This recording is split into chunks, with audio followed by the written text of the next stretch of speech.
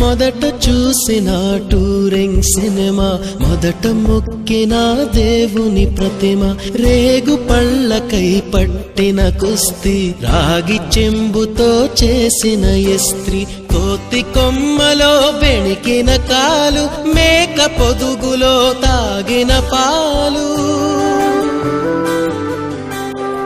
దొంగ చాటుగా కాల్చిన బీడి, సుబ్బుగాడిపై చెప్పిన చాడి, మోట బావిలో మిత్రుని మరణం, ఏకధాటిగా ఏడ్చిన తరుణం గుర్తుకొస్తున్నాయి, గుర్తుకొస్తున్నాయి.